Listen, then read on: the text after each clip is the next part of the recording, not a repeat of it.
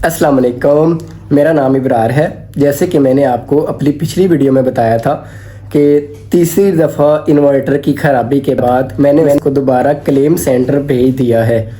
तो वैसे उन्होंने बताया था कि वो 2 दिन में उसको क्लेम करके वापस भेज देंगे। वैसे 2 दिन तो हो चुके हैं, लेकिन अभी तक उनका कोई फ़ीडबैक, कोई राब्ता मुझसे नहीं हुआ।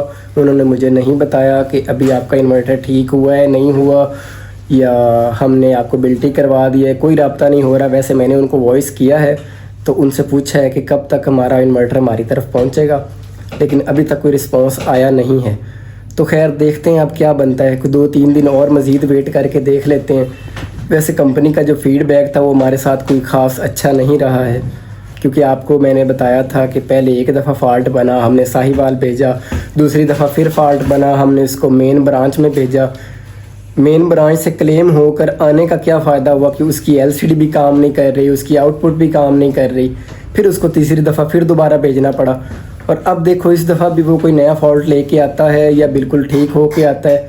खैर ये तो अब आएगा ही, तो हमें पता चलेगा कि ये है हमारा गैलेक्सी कंपनी का इन्वर्टर प्लूटो PV 7200। पिछली वीडियो में मैंने आपको बताया था कि बगैर ग्रीन मीटर के इसने 7 से 8 माह बहुत अच्छा वर्क किया।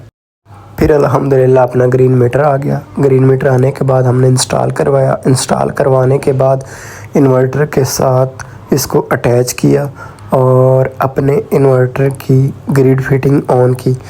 वीडियो में मैंने इसका स्क्रीनशॉट लगा दिया है कि 37 नंबर पे HYD के नाम से इसकी ग्रिड फिटिंग होती है। तो वो मैंने सेटिंग ऑन कर दी। सेटिंग ऑन करने के बाद इसमें एक और सेटिंग ऑन करनी होती है, जो कि 38 नंबर की सेटिंग है। 38 नंबर की सेटिंग का मतलब है कि आपने ग्रिड फिटिंग में कितने एम्पेयर रिवर्स करने हैं। इसको आप 2 से लेकर 22 एम्पेयर तक सेट कर सकते हैं। लिहाजा मैंने 22 एम्पेयर का ही रखा है, ताकि ज़्यादा से ज़्यादा ग्रिड फिटिंग हो, ताकि सोलर की प्रोडक्शन भी ज़्यादा हो और अपने यूनिट्स भी ज़्यादा से ज़्यादा सेव हों वापडा की तरफ। जैसे कि आप स्क्रीन पे देख सकते हैं इन्वर्टर की परफॉर्मेंस। हमने 585 वाट के 9 सोलर पैनल लगाए हैं, जो कि तकरीबन 5 किलोवाट बनता है।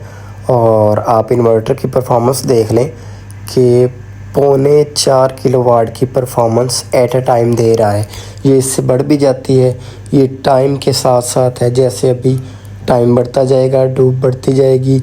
ये 4100-4200 तक भी चला जाता है, क्योंकि 20% की लाइन लॉसेस भी इसके अंदर से माइनस करनी होती है। और अभी आप देख रहे हैं बैटरी को भी 6 एम्पेयर से चार्ज करवा रहा है, क्योंकि हमने इसकी जो चार्जिंग कैपेसिटी है वो 6 पे ही रखी है।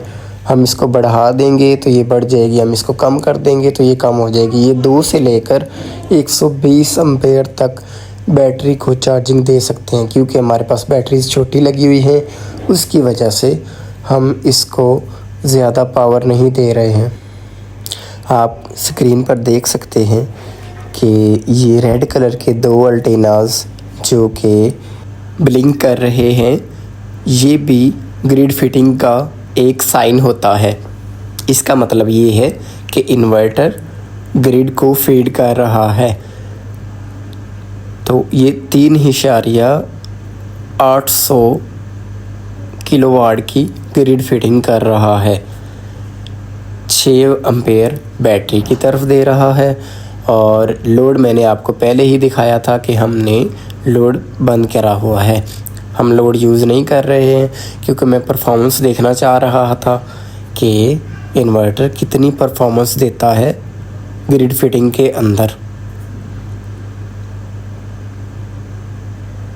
ये देख सकते हैं आप, हाउस की तरफ 0 वाट है, क्योंकि हमने इसकी आउटपुट बंद की हुई है।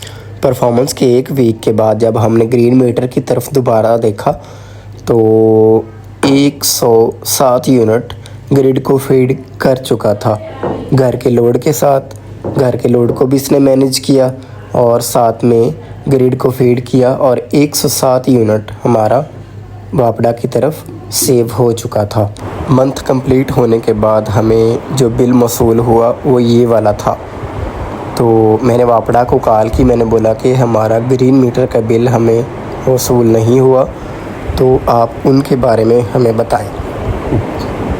तो उन्होंने बताया कि आपको अगले महीने आपका ग्रीन मीटर का बिल आएगा। खैर अगला माह वेट करने के बाद भी हमें मीटर का बिल नहीं आया। हमने फिर से दोबारा कॉल की तो उन्होंने बताया कि नेक्स्ट माह इंशाल्लाह लाजमी आपको आपका बिल मिल जाएगा। खैर हमने अगला माह भी वेट किया। अगला माह वेट करने के बाद फिर बिल ना आया। मैंने फिर दोबारा उनको कॉल की, मैंने बताया कि अभी तक 3 माह हो चुके हैं, हमें कोई बिल मौसूल नहीं हुआ। तो उन्होंने बताया कि आपका जो NTN नंबर है वो रजिस्टर्ड नहीं हुआ, जिसकी वजह से आपको आपका ग्रीन मीटर का बिल नहीं आ रहा, आपकी रीडिंग नहीं हो रही। तो मैंने उनको अपना NTN नंबर लिखवाया, दर्ज करवाया। दर्ज करवाने के बाद हमें हमारा फ़र्स्ट ग्रीन मीटर का बिल रिसीव हुआ, जो कि 23,381 रुपये बना। तो अभी मैं आसान अल्फाज में आपको अपना बिल समझाऊंगा, जो हमें पहले 3 मंथ में ग्रीन मीटर का रिसीव हुआ। 1581 यूनिट हमने वापडा को एक्सपोर्ट किए, जिसमें से रात के टाइम में हमने 481 यूनिट वापडा से लिए। वो हम इसमें से निकाल देंगे, ये रह जाएंगे 1100। 1100 को हम 27 रुपये के हिसाब से मल्टीप्लाई करेंगे, क्योंकि जो हम वापडा को सेल करते हैं यूनिट वो 27 रुपये के हिसाब से लगता है। तो जो बचा 1100 यूनिट उसको हम 27 रुपये के हिसाब से मल्टीप्लाई करेंगे, तो ये पैसे बनेंगे 29,700 रुपये। तो आपने देखा होगा 5 से 9 तक जो पीक आवर्स बनते हैं उसमें हमने 104 यूनिट इस्तेमाल किए, तो उसका हम बिल लगाएंगे 48 रुपये के हिसाब से, क्योंकि जो पीक आवर्स होते हैं वो 48 रुपये के हिसाब से चार्ज किए जाते हैं। तो 104 यूनिट को हम मल्टीप्लाई करेंगे 48 रुपये के हिसाब से, तो इसके पैसे बनेंगे हमारे 4,992 रुपये। अब 4,992 को हम 29,700 रुपये में माइनस करेंगे, तो ये बन गए 24,708 रुपये। अब इसमें से हम निकालेंगे 24,708 रुपये में से हम 1,000 मीटर रेंट और 35 रुपये टीवी फ़ी को माइनस करेंगे, तो ये बने 23,673 रुपये। तो आपने देखा होगा हमने 3 माह तक वापडा को कोई बिल पे नहीं किया, जिसका वो हर मंथ हमें 90 से 100 रुपया चार्ज कर रहे थे, जो कि हमने पे नहीं किया। तो वो भी उन्होंने 292 रुपये 3 मंथ के माइनस करे, तो बकाया रह गए 23,381 रुपये, जो कि हमारा बिल आया है। उम्मीद करता हूँ कि आपको मेरे बिल की कैलकुलेशन की समझ आ गई होगी। अगर मज़ीद समझ ना आए तो आप कमेंट सेक्शन में मुझसे पूछ सकते हैं।